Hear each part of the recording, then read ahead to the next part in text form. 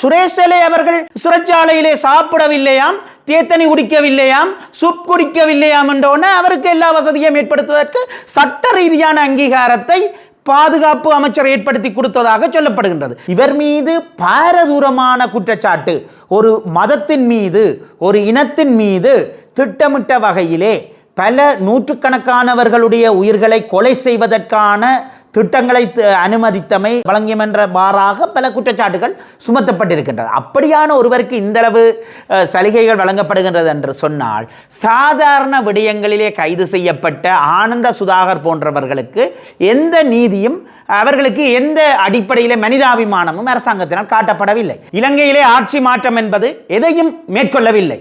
அடிப்படையில் இந்த ஆனந்த சுதாகருடைய இந்த குடும்பத்தினுடைய துன்ப துயரங்களை வைத்து, சுரேஷலையினுடைய சலுகைகளை வைத்து பார்க்கின்ற போது நாங்கள் புரிந்து கொள்ள முடியும்.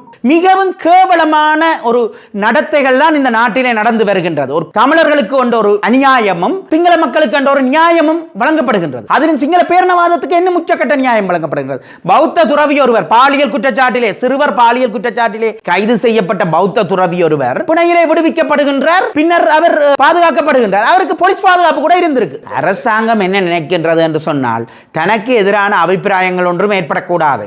போலீசார் செயற்படுவது, சட்டம் ஒழுங்கு நிலைநாட்டுவது தொடர்பாக அவர்களுக்கு நாட்டிலே காட்டுமிராண்டி சட்டம் அனைத்தும் போலீசாருக்கு கையளிக்கப்பட்டிருக்கின்றது. அறிவுறுத்தல்கள் போலீசாருக்கு வழங்கப்பட்டிருக்கின்றது.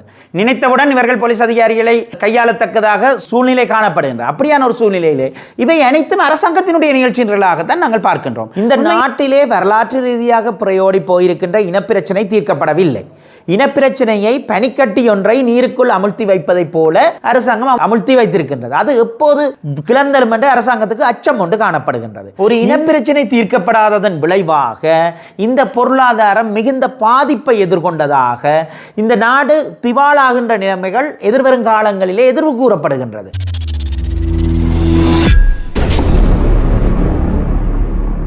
இசைக்கலைஞர் சங்கீர்த்தனன் அவர்கள் பயங்கரவாத தடை சட்டத்தின் வாயிலாக கைது செய்யப்பட்டு தற்போதைய நிலைமைகளின் அடிப்படையிலே பயங்கரவாத தடை சட்டத்தின் அடிப்படையில் அல்லாமல் அவரை தண்டனை சட்டக்கோவையின் அடிப்படையிலே குற்றமாக கருதி குற்றச்சாட்டுகளை முன்வைத்து நடவடிக்கைகளை மேற்கொள்ளுமாறு சட்டமா அதிபர் ஆலோசனை வழங்கியிருக்கின்றார். அப்படியான ஒரு சூழ்நிலையிலே நாங்கள் ஒன்றை தெளிவாக சொல்கின்றோம். இந்த நாட்டிலே இவருக்கும் சங்கீர்த்தனன் ஒரு கலைஞனாக அல்லது அவருடைய திறமைகள் இருக்கலாம், அவர்களுடைய திறமையை நாங்கள் மதிக்க வேண்டும். அந்த அடிப்படையில் அவர்களுக்கான கருத்து சுதந்திரத்தை மதிக்க வேண்டியவர்களாக இருக்கின்றோம். அவரிடம் ஒரு கருத்து சுதந்திரம் காணப்படுகின்றது என்று சொன்னால், ஏன் அரசாங்கம் அந்த கருத்து சுதந்திரத்துக்கு அஞ்சுகின்றது? தான் இந்த பிரச்சனைகளை தீர்க்கவில்லை என்ற அடிப்படையில் தானே அரசாங்கம் இந்த கருத்து சுதந்திரத்துக்கு அஞ்சுகின்றது. அப்படியான ஒரு சூழ்நிலையிலே பாருங்கள், இந்த ஒரு கலைஞன், அதாவது போருக்கு பின்னர் பிறந்த ஒரு குழந்தை இளைஞன் அங்கே பாடிய பாடல் ஒன்றுக்காக உலகளவிலேயே மிகவும் கொடூரமான சட்டமாக வர்ணிக்கப்பட்ட கொடூரமான நடைமுறைகளையும் அப்பட்டமாகவே மனித உரிமைகளை மீறத்தக்க சட்டம் ஒன்றின் வாயிலாக கைது செய்யப்பட்டிருக்கின்றார் என்று சொன்னால்,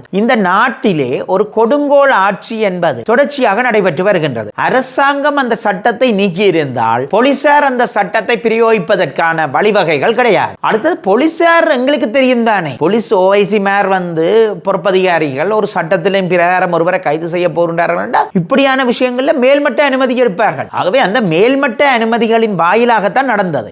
ஆனால் எங்களுடைய பிரதேசங்களிலே எழுந்த ஜனநாயக ரீதியான போராட்டங்கள், இது தொடர்பான தெரிவிப்புகள், எங்களுடைய மக்கள் கருத்து சுதந்திரத்திற்காக மேற்கொண்ட அர்ப்பணிப்பு போராட்டங்கள் தான் இன்று அரசாங்கத்தை இந்த சட்டத்தில் இருந்து பின்வாங்க வைத்திருக்கின்றது. அதுபோன்று ஒரு தொடர்ச்சியான நிலைமைகளிலே பயங்கரவாத தடை சட்டத்தையும் விரைவாக தாங்கள் பின்வாங்குவதாக பாதுகாப்பு அமைச்சர் பாராளுமன்றத்திலே சொல்லி இருக்கின்றார். ஆனால் ஜனாதிபதி அவர்கள் தேர்தலுக்கு முன்னரான காலப்பகுதியிலே தேர்தல் கால உத்தரவாதங்களில் ஒன்றாக இந்த பயங்கரவாத தடை சட்டத்தை நான் முழுமையாக இல்லாதொழிப்பேன் என்றுதான் சொல்லி இருக்கின்றார். ஆனால் இன்று 1.5 வருடங்களாக நடைபெறாத ஒரு விடயம், இனி வருங்காலத்திலே சில வேளைகளில் இலங்கை என்னும் ஒரு வங்கரோத்து நிலைமையிலே செல்கின்ற அடிப்படையிலே பிரச்சனைகள் சாதாரணமாக எழுகின்ற சந்தர்ப்பத்திலே நீக்குவதற்கான முயற்சிகள் நடைபெறுகின்றன. ஆனால் அரசாங்கத்தை பொறுத்தவரையிலே தன்னை பாதுகாத்துக் கொள்வதற்கு இவ்வாறான காட்டுமிராண்டி சட்டங்கள் அவசியம் என்று கருதுகின்றது. அது எவ்வாறான சூழ்நிலையிலே அரசாங்கம் தன்னை பாதுகாத்துக் கொள்ள வேண்டும் என்று கருதுகின்றது என்றால், இந்த நாட்டிலே வரலாற்று ரீதியாக பிரயோடி போயிருக்கின்ற இனப்பிரச்சனை தீர்க்கப்படவில்லை. இனப்பிரச்சனையை பனிக்கட்டி ஒன்றை நீருக்குள் அமுழ்த்தி வைப்பதைப் போல அரசாங்கம் அமுழ்த்தி வைத்திருக்கின்றது. அது எப்போது கிளர்ந்தலும் என்று அரசாங்கத்துக்கு அச்சம் ஒன்று காணப்படுகின்றது. இந்த அச்சம் அடுத்தது இலங்கையினுடைய பொருளாதாரம் ஒரு இனப்பிரச்சனை தீர்க்கப்படாததன் விளைவாக இந்த பொருளாதாரம் மிகுந்த பாதிப்பை எதிர்கொண்டதாக இந்த நாடு திவாலாகின்ற நிலைமைகள் எதிர்வரும் காலங்களிலே எதிர்வு கூறப்படுகின்றது. அப்படியான ஒரு சூழ்நிலையிலே அரசுக்கு எதிராக கடந்த காலங்களிலே மஹிந்த ராஜபக்சக்களுக்கு எதிராக ஒரு கிளர்ச்சி ஏற்பட்டது போன்று அரசுக்கு எதிராக ஒரு கிளர்ச்சி எழப்பக்கூடாது என்ற அடிப்படையிலும் இனப்பிரச்சனை விடயத்தில் தமிழ் மக்களுடைய எதிர்ப்பு ஏற்படக்கூடாது, அது அடக்கப்பட வேண்டும் என்ற அடிப்படையிலும் அரசுக்கு எதிரான பொருளாதார நெருக்கடிகளின் வாயிலான கிளர்ச்சிகள் ஏற்படக்கூடாது என்ற அடிப்படையிலும் தான் இந்த அரசாங்கமும் பயங்கரவாத தடை சட்டத்தை எப்போதும் கட்டிப்பிடித்து வைத்திருக்கின்றது. அப்படியான ஒரு சூழ்நிலையிலே நாங்கள் தொடர்ந்து போராட வேண்டியவர்களாக இருக்கின்றோம். இன்றைக்கு பாதுகாப்பு அமைச்சர் சொல்லியிருக்கிறார் என்றதை வச்சுக்கொண்டு நாங்கள் ஒன்றும் திருப்தி காண முடியாது. ஏனென்று சொன்னால் ஜனாதிபதி அவர்கள் எந்தளவு பெரிய பதவியில் இருக்கக்கூடிய ஜனாதிபதி அவர்கள் கூறிய வாக்குறுதிகளே 1.5 வருடங்களாக புறந்தள்ளப்பட்டு வந்து பின்னர் ஒரு மாற்றுச் சட்டம் பற்றி யோசிக்கப்பட்டது. அது சட்டியிலே இருந்து அடுப்புகளே விழுவதை போன்றது. அப்படியான ஒரு சூழ்நிலையிலே நாங்கள் தெளிவாக சொல்கின்றோம், இந்த பயங்கரவாத தடைச்சட்டம் நீக்கப்பட வேண்டும், தொடர்ச்சியாக போராட்டங்கள் முன்னெடுக்கப்பட வேண்டும் பயங்கரவாத தடைச்சட்டத்துக்காக. அவ்வாறான ஒரு சூழ்நிலையிலே தான் இந்த பயங்கரவாத தடைச்சட்டம் தொடர்பாக ஒரு சரியான முடிவுக்கு வருவார்கள்.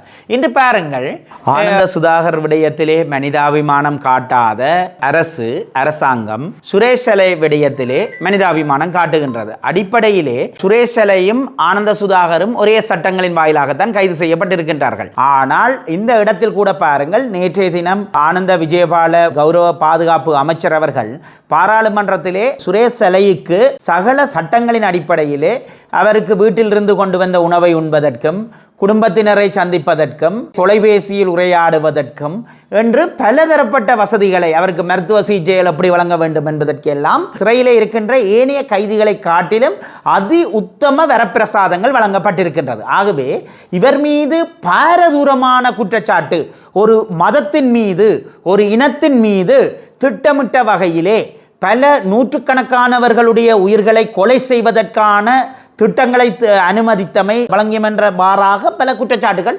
சுமத்தப்பட்டிருக்கின்றது. அப்படியான ஒருவருக்கு இந்தளவு சலுகைகள் வழங்கப்படுகின்றது என்று சொன்னால், சாதாரண விடயங்களிலே கைது செய்யப்பட்ட ஆனந்த சுதாகர் போன்றவர்களுக்கு எந்த நீதியும் அவர்களுக்கு எந்த அடிப்படையிலே மனிதாபிமானமும் அரசாங்கத்தினால் காட்டப்படவில்லை. இன்றைய நிலைமையிலே நாங்கள் தெளிவாக சொல்லுகின்றோம், சுரேஷ் செலவிக்கு அவருடைய மனைவியை சிறைக்கு அழைத்து வந்து குடும்பம் நடத்துவதற்கு மட்டும்தான் அனுமதி வழங்கப்படவில்லையே தவிர அனைத்து அனுமதிகளையும் அரசாங்கம் வழங்கி இருக்கின்றது. அதுவும் கூட வழங்கப்பட்டால் இனி வினோதமாக பார்க்கப்படுவதற்கு இல்லை. ஆனந்த சுதாகர் போன்றவர்கள் அந்த வீட்டிலே பாருங்கள், தாய் இறந்து விட்டார், தகப்பன் அந்த மரணச்சடங்குக்கு வருகின்றார். மரணச்சடங்குக்கு வந்தபோது அந்த குழந்தைகள் ஜனாதிபதியை நோக்கி கோரிக்கை விடுக்கின்றார்கள். தந்தையுடன் சென்று ஒரு 11 வயதுக்கும் உட்பட்ட சிறார்கள் தந்தையுடன் சென்று பஸ்ஸிலே ஏறுவதற்கு முயற்சிக்கின்றார்கள், சிறைச்சாலை பஸ்ஸிலே. அப்படியான ஒரு ஆனந்த சுதாகருக்கு ஒரு பொது மன்னிப்போ அல்லது ஆனந்த சுதாகரை ஒரு மூடிய வளாகத்தில் வைத்துக்கொண்டு அவருடைய பிள்ளைகளை பராமரிக்கலாம் என்ற அனுமதியாவது கொடுக்கப்பட்டிருக்கலாம். அது ரணில் விக்ரமசிங்கே இரக்கம் காட்டவில்லை, மைத்ரிபால சிறிசேன இரக்கம் காட்டவில்லை.